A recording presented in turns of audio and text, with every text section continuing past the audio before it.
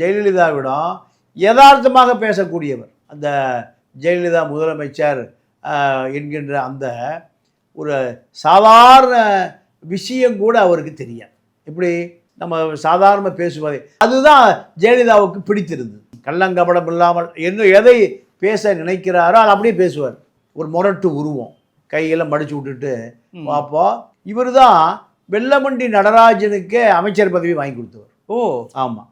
அப்போ இவர் நல்லவருமா, நம்ம கட்சிக்கு உழைக்கிறாருமா, திருச்சிக்காருமா, இவரை அமைச்சராக்கிடலாமா, இப்படி அமைச்சராக்குவதை கூட சொல்லுகிற அளவுக்கு ஒரு வெள்ளந்தியான நபர் என்று ஜெயலலிதாவால் நம்பப்பட்டவர். நீங்கள் இவர் ஜெயலலிதா முதலமைச்சராக இருந்து எதிர்க்கட்சி ஆன பிறகு அடுத்த தேர்தலை சந்திப்பதற்கு ஒரு தேவை ஏற்பட்டது.